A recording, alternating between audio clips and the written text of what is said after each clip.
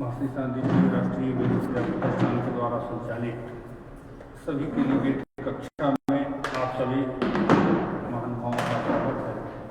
आज की इस पावन कक्षा में जैसा कि प्रकरण चल रहा है वैदिक सनातन संस्कृति, वैदिक सनातन संस्कृति के बहुत सारे विधा हैं, बहुत सारे उसमें तत्व हैं जो संसार को अपलावित करते हैं, संसार को जीवंत रखने की जो प्राचीन एवं सर्वमान्य परंपरा है वही वैदिक संस्कृति है। उस वैदिक संस्कृति में आज एक मनुष्य, सामान्य मनुष्य कैसे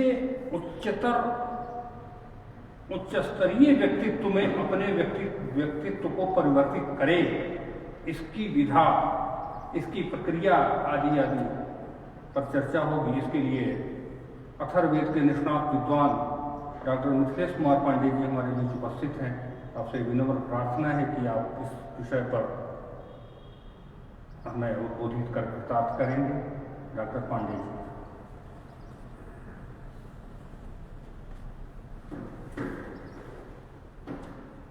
ओम यों प्रविष्टिमवाचवां प्रसुप्तां संजीवयत्यखिलशक्तिधरस्वधाम्ना अन्याश्च हस्तचरणशरणत्वगादीन् प्राणान्नमो भगवते पुरुषाय तुभ्यम्। आज का जो विषय है मानवीय उत्कृष्टता की अवधारणा। वेदों मानव को उत्कृष्ट कहा गया है। क्यों कहा गया है?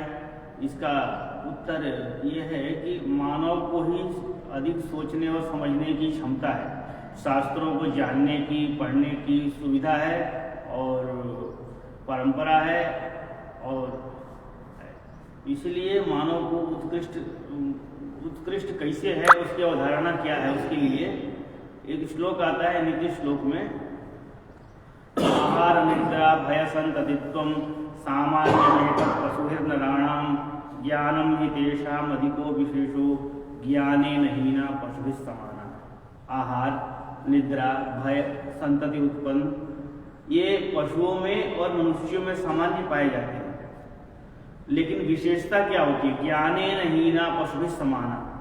ज्ञान जो ये जो क्रियाएं हैं सभी में पाई जाती है, लेकिन ये मनुष्य में ये ज्ञान ही एक ऐसा विशेष तत्व है जिसके कारण पशु और मनुष्य में अंतर है। फिर कहते हैं कि पशुपति, ये पशुपतिनाथ का मंदिर है, तो हम लोग भी तो पशु ही कहे जाते हैं, या पशु भी हैं, पशु ही हैं, लेकिन इस पशु की व्याख्या जो है, ये पशु मतलब पाशबद्ध युक्त पशवा, जो पाश से युक्त हो। तो हम लोग भी अपने अपने कर्म पाशों से बधे हुए हैं, इसलिए हम लोग पशु हैं। लेकिन पाशविक प्रवृत्ति सामान्य रूप से वो लोक व्यवहार में जो है वो पशु अलग विषय है और शास्त्र के हिसाब से पशु अलग वस्तु है। हम लोगों का जो लक्ष्य होता है वो अपने पाशों से, बंधनों से मुक्त होने का रहता है। हम लोग हमेशा यही चाहते हैं कि हम लोग को सुख शांति मिले, सुविधा मिले, ऐश्वर्य मिले, आराम मिले, लेकिन अपने कर्म पाशों से उलझ करके हम लोग उसी तरह अपना नहीं कर पाते हैं। इसलिए जो श्लोक है इसमें आया है समान होता है, चाहे धर्म से हीन पशु के समान होता है। धातु से धर्म शब्द की उत्पत्ति होती है। हम लोग जो धारण करते हैं, तो क्या धारण करते हैं? तो हम लोग विवेक को धारण करते हैं। विवेक, कर्तव्य, जो हमें क्या करना चाहिए, हमें क्या नहीं करना चाहिए। एक श्लोक प्राप्त है, उसमें आया है सत्यम ब्रूयात् प्रियम ब्रूयात् न ब्रूयात् सत्यम प्रियम, सत्यम ब्रूयात् प्रियम ब्रूयात् न ब्रूयात् सत्यम प्रियम। ये इसमें उसके बाद आता है उसकी दूसरी जो पंक्ति है,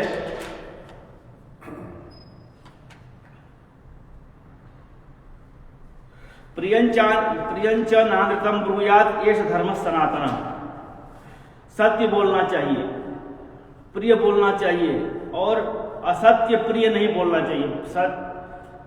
सत्य हो लेकिन अप्रिय लगने वाली बात हो उसको नहीं बोलना चाहिए। तो क्या करना चाहिए? वहां मौन हो जाना चाहिए।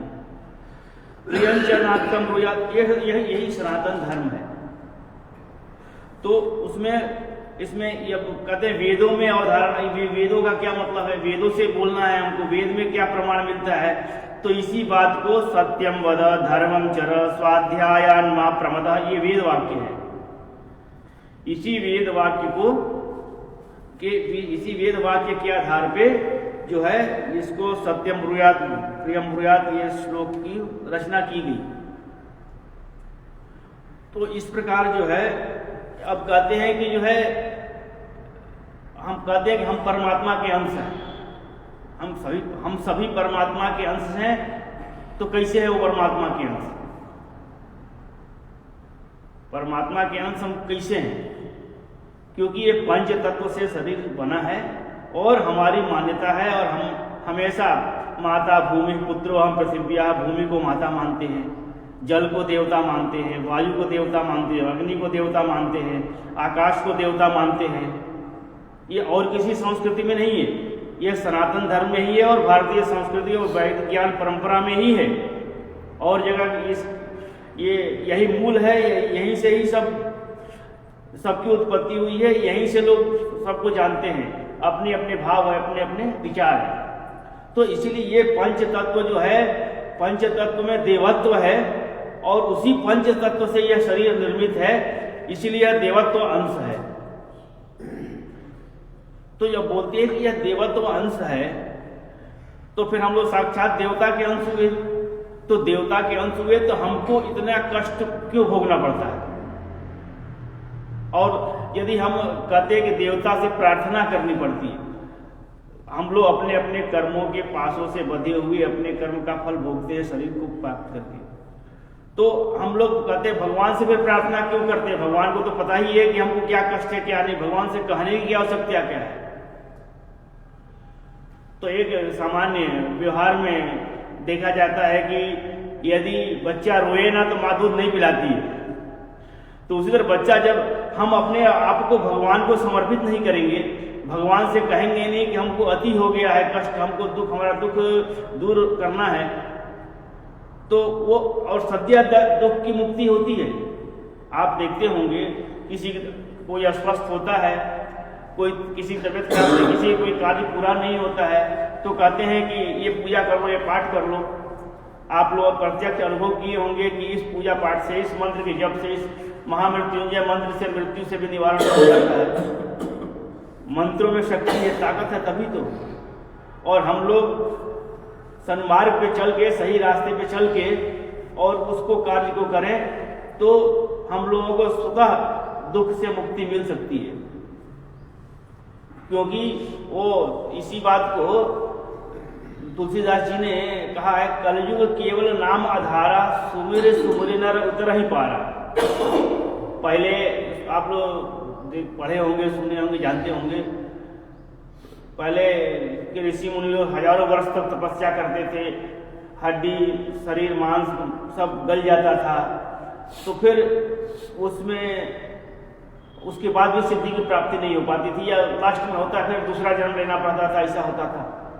तो जब कलयुग राजा परीक्षित के समय आया तो परीक्षित जी ने कहा कि हम तुम्हारे अपने राज्य में नहीं आने देंगे। वो क्यों? तो तुम्हारे राज्य में कलयुग में क्या क्या समस्याएं आती है, क्या किस तरह का विचार है, क्या है सब मुझे पता है। तो वो कलयुग ने स्वयं अपने बारे में बताया कि ठीक है, हमारे में लाख कमियां हैं, लाख बुराइयां हैं, लाख अवगुण हैं, परंतु हमारे में एक गुण भी है कि जो सतयुग द्वापर त्रेता में जो लोग हजारों वर्ष तक भगवान को नहीं प्राप्त कर सकते थे, वह कलयुग में केवल सुमिरण मात्र से ही वो प्राप्त कर सकते हैं। तो इससे प्रभावित होकर के राजा परीक्षित ने उनको स्थान दिया 4 जगह पर, तो अपना कलयुग में वास हुआ, उनका कली का वास हुआ। उसी तरह से हम लोग व्यवहार पक्ष में भी हम लोग सामाजिक रूप से देखते हैं कि ये हमारे पिताजी हैं, माताजी है, भाई है, बंधु हैं, तो उनके साथ कैसा व्यवहार करना चाहिए और हम सब एक हैं तो हमको कैसे मिल के चलना चाहिए, इसके लिए एक मंत्र आता है अथर्ववेद में, सामंजस्य सूक्त, कि हमारे परिवार के जितने रिश्तेदार नातेदार जो भी हमसे जुड़े हैं वो हमारे अनुकूल हों और हमसे मिल के चले, और हम लोग कहते हैं ना संगे शक्ति कलिजुगे, हम लोग साथ मिल के चलेंगे तो हम किसी भी लक्ष्य को प्राप्त कर सकते हैं। जो मंत्र है, मैं मंत्र बोलूंगा एक बार। हरि ओम सहृदयं सामनस्यम विद्वेषं कृणोमि वः अन्यो अन्यमभिहर्यत वत्सं जातमीवाघ्न्या अनुव्रतः पितुः पुत्रो मात्रा भवतु सम्मानाः जायापत्ये मधुमतीं वाचं वदतु शान्तिवान् मा भ्राता भ्रातरं दीक्षन्मा स्वसारमुदस्वसा संयञ्चः सव्रता भूत्वा वाचं वदत भद्रया येन देवान् वियन्ति नो च विद्विषते मिथः तत्कृण्मो ब्रह्म वो गृहे संज्ञानं पुरुषेभ्यः जायस्वन्तश्चत्तिनो मावियौष्टसंराधयन्तः सधूराश्चरन्तः अन्यो अन्यस्मै वल्वदन्त एतसध्रीचीनान् भस्वं संस्कृणोमि समानी प्रपासावन्नभागः समाने योक्त्रे सवो युनज्मि।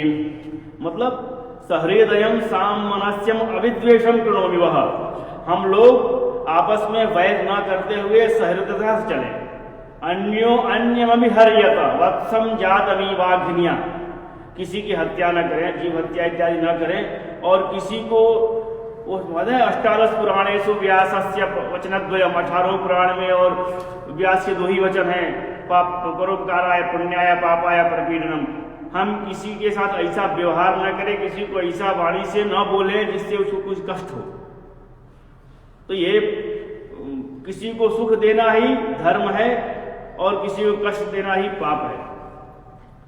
इसी प्रकार जो है, इसलिए मानव शब्द की जो उत्पत्ति है मन से है, मानव मन धातु से मानव शब्द की उत्पत्ति है, और मन का संबंध मानव के पास ये एक ऐसा मन है जो कि कहते हैं ना 84 लाख योनियों में मानव के बाद ही वो भगवत प्राप्ति है। 83,999 योनियां भटकने के बाद ये मानव जीवन प्राप्त होता है। तो ये मानव जीवन के बाद ही साक्षात परब्रह्म परमात्मा की प्राप्ति होती है। अब कहते हैं परब्रह्म परमात्मा तो किसी ने देखा ही नहीं है। परमात्मा का स्वरूप कैसा है? निराकार है। तो फिर हम उसको आधार कैसे ध्यान करते हैं? उसको ध्यान करने के लिए, एक ध्यान को केंद्रित करने के लिए, एकाग्र करने के लिए सांसारिक परिस्थितियों से और सांसारिक वस्तुओं से ध्यान हटाकर उस परम तत्व परमात्मा में ध्यान कैसे निश्चित किया जाए, इसके लिए साकार रूप दिया गया। तो साकार रूप दिया गया कि इस तरह के उनकी भुजाएं हैं, इस तरह के उनके रूप हैं, क्या कल्पना की गई। तो उसमें अनेक देव, वो बोलते हैं एकम सत विप्रा बहुधा भवन्ति, भगवान तो एक ही है, फिर अनेक रूपों से किसे उसको बोलते हैं? एक ही रूप में अनेक है भगवान, तो एक ही रूप में कैसे? कोई कहता है कि एक है, फिर कहते हैं अनेक है, ये भिन्नता क्यों है, द्वंद्वता क्यों है? तो बोले हैं एकम सत विप्रा बहुधा भवन्ति, अनेक रूपों में है। कैसे अनेक रूपों में है? जैसे आप व्यवहारिक रूप से दृष्टि से देख सकते हैं, जान सकते हैं। आप किसी के नाना है, दादा है, चाचा है, मामा है, पिता है, पति है, पुत्र है, तो एक ही तो है, लेकिन अनेक अभिव्यक्तियां हैं और अनेक रूपों में आपको लोग याद करते हैं, स्मरण करते हैं। उसी तरह से हम लोग जिस जिस कामना से, जिस जिस स्थिति से जो जो आवश्यकता होती है, जिस रूप में हम भगवान को ध्यान करते हैं, उस रूप में वो शक्ति, परम शक्ति हमारे साथ हो जाती है। कहते हैं ना, भगवान का जिस रूप में ध्यान करें उस रूप में प्रकट हो जाते हैं। तो इस प्रकार जो है मानव ही को ही जो है ऐसी मानव को ही जो है इस सब को समझने की, सोचने की जो शक्ति है। तो आप इतिहास में जाएंगे, कहेंगे कि जो है जामवंत, हनुमान, ये सब तो भालू थे, बंदर थे, इन लोगों की कैसे शक्ति हुई? मानव को आप बोल रहे हैं तो इन लोगों की कैसे शक्ति हुई? इनको अपने आप को पहचानने की, जब भगवत प्राप्ति की, इनको कैसे शक्ति हुई? तो उस समय, जब उस समय की बात करते हैं तो उस समय शरीर को अपने आप मन से बदलने की क्षमता होती थी। हम जैसा स्वरूप चाहे वैसा धारण कर सकते हैं। आपने ये भी सुने होंगे कि पहले यज्ञ होते थे, पशु याग इत्यादि होते थे, तो पशु को अग्नि को समर्पित करके और पुनः अग्नि से मांग लिया जाता था और अग्नि लौटा देते थे। बलि की जो अग्नि से पूरा वो शक्ति थी पहले, अब वो शक्ति है नहीं। तो इसीलिए उस शक्ति नहीं है तो फिर वो कार्य करना भी नहीं है, क्योंकि जिसकी जितनी शक्ति होती है, जितनी क्षमता होती है, उतना ही करता है। उसी प्रकार जो है पहले के लोग, पहले समय में हमारे पास इतनी शक्ति थी कि जो है पहले कहते ब्रह्मा जी, नारद के मानस पुत्र से मन से ही कल्पना कर ली गई। वो शक्ति जिस रूप में जिसका कल्पना की गई वो हमें प्रकट मिल गया। फिर बाद में अलग अलग सृष्टि प्रक्रिया हुई। तो इस प्रकार जो है हम धर्म को जानने का एकमात्र जो है पूरी सृष्टि में जो जान सकता है, समझ सकता है, वो मानव है। और मानव ही एक ऐसा है कि जो है अनादिकाल से, ये श्रुति परंपरा से वेद का अध्ययन, भारतीय संस्कृति का अध्ययन, सनातन परंपरा का अध्ययन, संरक्षण संवर्धन मानव ही करते आया है। हम पहले कहते हैं कि सभी जीवों की भाषा एक थी, एक दूसरे की भाषा समझते थे। लेकिन आज के समय में भावना तो समझ सकते हैं, लेकिन भाषा नहीं समझ सकते। भाषा समझने के लिए उसके अंतर तक साधना करनी पड़ती है। आज के समाज में लोग परेशान हैं कि हमें शांति नहीं मिल रही, हमको इतना ये संपत्ति चाहिए, ये संपत्ति चाहिए, वो संपत्ति चाहिए। आज के जो महंत या मंडलेश्वर लोग या बड़े बड़े सन्यासी लोग या शंकराचार्य जी लोग कौन सा बिजनेस करते हैं, कौन सा काम करते हैं, कौन सा धंधा करते हैं कि उनके पास अथाह संपत्ति है? वो एक साधना का प्रभाव है, वो साक्षात प्रभु से साक्षात्कार साधना का ही प्रभाव है और तपस्या का प्रभाव है। यदि हम तपस्या करें अपने आप में फायदा है, वो हम नहीं समझ पाते हैं।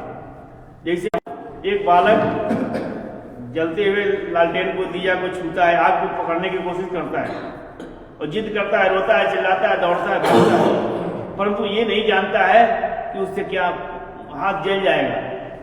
ये जो समझता है वही समझता है।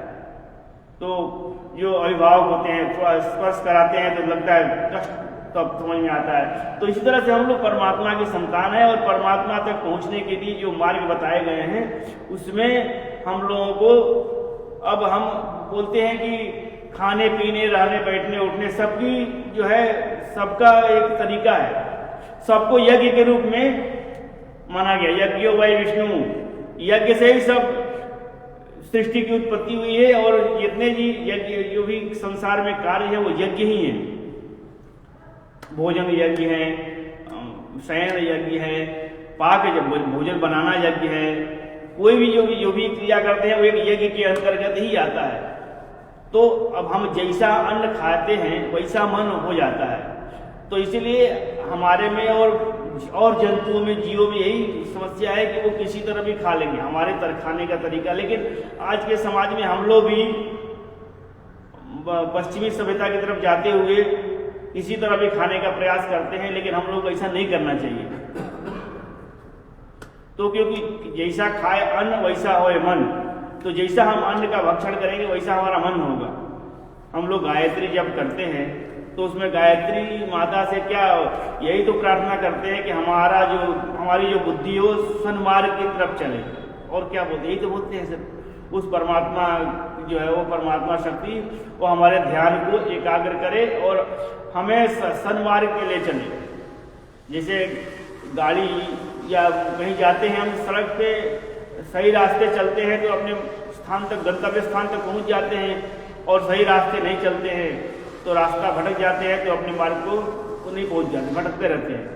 ठीक जीवन में जो है, जो जीवन का जो सफर है, जो रास्ता है, ठिकाना है, मंजिल है, वह परमात्म तत्व की प्राप्ति ही है।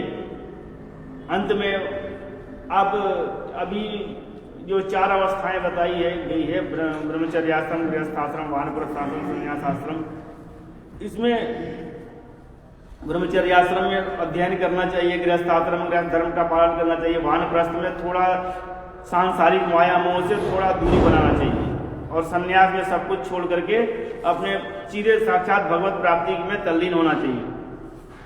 तो अभी की समस्या, अभी की जो स्थिति है, वह सांसारिक प्रपंच से जो है, प्रपंच में ही पड़े रहते हैं, ये चाहिए वो चाहिए। जब तक हम सांसारिक प्रपंच से दूरी नहीं बनाएंगे तब तक हमें शांति नहीं मिलेगी। इसलिए और हमारा लक्ष्य भी पूरा नहीं होगा, हम मानसिक रूप से कष्टयुक्त रहेंगे। तो सुख पाने के लिए हमें अपने आप को सांसारिक प्रपंच से, ये सब नश्वर है, नष्ट होने वाला है। वह जो परम शक्ति परमात्मा तत्व है वो नष्ट नहीं होता, और हम लोगों को भी अंत में यही होता है कि हमको जो है परमात्मा स्वरूप में भगवत प्राप्ति हो जाए। भगवान कहाँ से आएंगे? भगवान का सबका अपना अपना स्थान होता है, तो भगवान का भी स्थान है सन्मार्ग में, सत्कार्य में, अच्छे स्थानों में, जो शास्त्रगत जो बताया, जो शास्त्रों ने बताया है कि भगवान कहाँ कहाँ प्राप्त हो सकते हैं। वो गीता में है ना, वसाम्य हम योगेशु, गीता में श्लोक याद ध्यान नहीं आ रहा है, मैं संतों के हृदय में बसता हूँ। जो हमारा भक्त है, मैं भक्तों के हृदय में बसता हूँ। भगवान को अपना बनाइए, भगवान अपना स्वयं बना लेंगे। आपको किसी भी आवश्यकता की पूर्ति करनी हो तो भगवान स्वयं करते हैं, क्योंकि यो वेद जो शब्द है वह इष्ट प्राप्ति ही अनिष्ट परिहार यो हो अलौकिकम उपादेयम यो वेद यदि सवेद। वेद जो शब्द है वह इष्ट की प्राप्ति कराता है, अनिष्ट का परिहार करता है, और अलौकिक उपादेय को प्रदान करता है। मतलब हमें जो चाहिए वो प्राप्त कराता है, जो नहीं चाहिए वो दूर करता है, और अलौकिक ऐसा हमने जैसे सोचा नहीं था ऐसे वस्तु की प्राप्ति कराता है। कैसे? अब आप इष्ट प्राप्ति कैसे करता है? जैसे कि आप किसी कामना से किसी मंत्र की पूजा करते हैं, अनुष्ठान करते हैं, उस कामना से आपकी अनुष्ठान की पूर्ति हो, आपकी आवश्यकता की पूर्ति हो जाती है। तो उसके बाद अनिष्ट परिहार हो, हमें ये नहीं चाहिए, हमें वो नहीं चाहिए, हमारे लिए नुकसानदायक जो है उसको वो दूर करता है, और एक ऐसा मतलब सहयोग बनता है जिससे आपका कोई कार्य होता है, जिससे प्रसन्नता की प्राप्ति होती है। तो इस प्रकार वेद जो है, वेद का मंत्र का अध्ययन इसलिए ब्रह्मयज्ञ करना चाहिए कहा गया। ब्रह्मयज्ञ मतलब वेद का पाठ, श्रवण, मनन ये सब करना चाहिए। इससे क्या होता है, हम लोग जो सांसारिक प्रपंच में नाना प्रकार के पाशों से बंधे हुए हैं, उन पाशों से मुक्ति के लिए आपको सबको पता है कि हम जो मनुष्य है, जन्म और मृत्यु अटल सत्य, मरना है और जन्म लेना है। तो कहते हैं कि जब मरना है, जन्म लेना है, तो फिर इसीलिए क्यों जब लोग मरते हैं तो कहते हैं भगवान के नाम का ध्यान स्मरण करिए, भगवान का नाम, तुलसी पत्ता डालते हैं, भगवान मरते समय भगवान का हरि नाम स्मरण क्यों कराते हैं? इसीलिए कराते हैं कि भगवान में तल्लीन हो, भगवत सद्गति प्राप्त हो। तो इसमें कराना पड़ता है, बोलना पड़ता है। यदि हम इसी तरह सन्मार्ग में चलते रहेंगे, भगवत का ध्यान, भगवान का ध्यान करते रहे, भगवान मतलब एक परम शक्ति, वह शक्ति आप जिस रूप में ध्यान करना चाहते हैं, क्योंकि किसी का कोई इष्ट हनुमान जी होते हैं, किसी के राम जी होते हैं, किसी के विष्णु होते हैं, किसी की लक्ष्मी होती है, अनेक रूपों में जिस शक्ति से आपको जो चाहिए आप उसमें तो एक इष्ट होती है, तो उस इष्ट की जो है उपासना करते हुए, जैसे एक होता है डंडे का सहारा, तो डंडे का सहारा लेके या पतवार का सहारा लेके, नाव का सहारा लेके इस भव सागर से मुक्ति का एकमात्र साधन वही परम तत्व परमात्मा है। और ये मनुष्य को ही पता है और किसी को नहीं पता है, क्योंकि मनुष्य ने ही सनातन धर्म की अभी तक रक्षा की और आगे भी जो है ये परंपरा चल रही है। और सब जीव जंतु होता है ना कि ये, तो अब कहेंगे कि और सब जीव जंतु में क्या परम तत्व परमात्मा नहीं है, और जीव जंतुओं में क्या परम तत्व परमात्मा का वास नहीं है, क्योंकि वो भी तो पंच तत्व से बने हुए हैं। तो इसका उत्तर ये है, सूर्य का प्रकाश सभी की जगह पड़ता है, जहां जिस तरह का जो स्थान होता है, पात्र होता है, उसमें उस तरह का प्राप्त होता है। तो ये जो मनुष्य का जो हृदय है वह उत्तम श्रेणी में माना गया है, और सब जो है थोड़ा जिसे 18 कैरेट 16 कैरेट 24 कैरेट होता है ना, उस तरह से उसको उसमें क्वालिटी बनाई गई है। तो उन जो पशु पक्षियों का जो है जो अंतःकरण है जो है वह अलग अलग क्वालिटी का है, अलग अलग तरीके का है। इसीलिए यह मनुष्य जीवन, मनुष्य तत्व जो है वो उत्तम उत्कृष्ट माना गया है। और इसमें इतिहास, वेदों के अर्थ को, वेदों के वाक्यों को इतिहास पुराणाभ्याम वेदार्थम उपब्रह्मति, वेदों के अर्थ को इतिहास और पुराणों से उसका ब्रह्मण करना चाहिए, जानना चाहिए। इतिहास और पुराणों से ही हम लोगों के वेदों में क्या कहा गया है वह पता चलता है। हमारे यहाँ मानव जीवन में, हमारे प्राचीन काल से हमारे यहाँ हर एक घर के, हर एक परिवार की कुछ न कुछ परंपराएं हैं। तो आप लोग या भी लोग, हमारे यहाँ सबके यहाँ है। बड़े बुजुर्ग ऐसा कहते हैं, बड़े बुजुर्ग वैसा कहते हैं। क्यों कहते हैं? उन्होंने वेद नहीं पढ़ा है, लेकिन वेद सदृश परंपरा से आचरण करते हुए आए हैं। आजकल के युवा कहते हैं अरे ये तो ओल्ड मॉडल हो गया, पुराना हो गया, ये सब क्या आजकल वेद नहीं चलता, ऐसा नहीं चलता, वैसा नहीं चलता, आजकल के बच्चे बोलते हैं। तो ये तथ्यहीन है, क्योंकि हमारे पूर्वज वेद पढ़े हों या न पढ़े हों, लेकिन उनको संस्कार था और क्या करना चाहिए क्या नहीं करना चाहिए इसका संस्कार था, और वही अपने बच्चों को बताते हैं ऐसा करना, वैसा करना, वैसा नहीं करना। लेकिन आजकल के बच्चे उसका तर्क कुतर्क करते हैं। तो इसलिए आज की